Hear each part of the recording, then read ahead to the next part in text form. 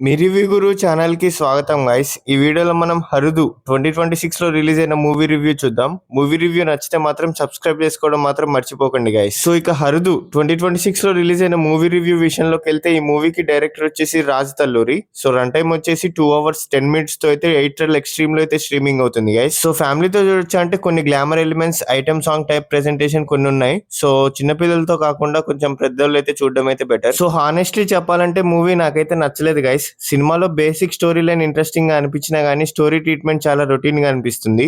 First half లో కొన్ని scenes engaging గా ఉంటాయి. ఎస్పెషల్లీ ఇంటర్వెల్ దగ్గర వచ్చే ట్విస్ట్ మూవీకి మంచి ఇంపాక్ట్ ఇస్తుంది. కొన్ని సెకండ్ హాఫ్ కి వచ్చేసరికి స్క్రీన్ ప్లే ప్రెడిక్టబుల్ గా అనిపించడం స్టార్ట్ అవుతుంది. సో స్టోరీ లైన్ ఏంటంటే సినిమాలో వెంకట్ డీసీపీ శంకర్ క్యారెక్టర్ లో కనిపిస్తారు. సో హైదరాబాద్ కి వచ్చిన తర్వాత క్రిమినల్స్ మీద స్ట్రిక్ట్ యాక్టర్ తీసుకున్న పోలీస్ ఆఫీసర్ గా ఉంటాడు. ఒక సైడ్ కొంతమంది అన్ఎంప్లాయిడ్ యంగ్స్టర్స్ ఒక క్రైమ్ లో ఇన్వాల్వ్ అవుతారు. ఈ క్రైమ్ ఇన్వెస్టిగేషన్ మెల్లగా powerful political people, criminal networks మరియు డీసీపీ శంకర్ పర్సనల్ లైఫ్ తో కనెక్ట్ అవుతుంది. అక్కడ నుంచి story police investigation, crime, revenge and politics చుట్టూ తిరుగుతుంది.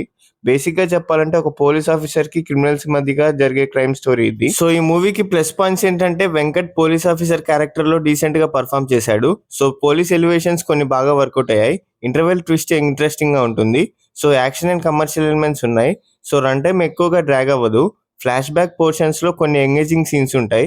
సో నెగిటివ్ పాయింట్స్ ఏంటంటే స్టోరీ చాలా రొటీన్ గా అనిపిస్తుంది. స్క్రీన్ ప్లే ప్రెడిక్టబుల్ గా ఉంటుంది. కొన్ని సీన్స్ ఓల్డ్ ఫ్యాషనెడ్ గా అనిపిస్తాయి. సో కామెడీ అన్ని చోట్ల వర్కౌట్ అవ్వలేదు. సెకండ్ హాఫ్ ఫస్ట్ హాఫ్ లాగా ఎంగేజింగ్ గా ఉండదు.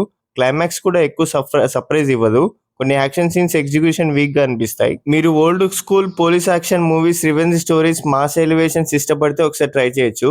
కానీ మీరు fresh story, intelligent investigation, unpredictable screen play expect చేస్తే కొంచెం డిసప్పాయింట్ అవ్వచ్చు. సో ఈ మూవీకి నా రేటింగ్ వచ్చేసి 1.5/5. అరుదులో Venkat performance, police action elements మరియు ఇంటర్వెల్ ట్విస్ట్ కొంచెం ఇంట్రెస్ట్ క్రియేట్ చేశాయి. కానీ routine storyline, predictable screenplay మరియు అవుట్డేటెడ్ ఎగ్జిక్యూషన్ వల్ల మూవీ ఓవరాల్ గా నాకైతే మూవీ నచ్చలేదు గైస్. సో ఇలాంటి సోది లేకుండా చెప్పే జెన్యూన్ మూవీ రివ్యూస్ కోసం సబ్స్క్రైబ్ చేసుకోండి గైస్. అండ్ అలాగే మీకు నెక్స్ట్ ఏ మూవీ రివ్యూ కావాలో కూడా కామెంట్ చేసి చెప్పండి guys. Thank you, love you all, జై హింద్.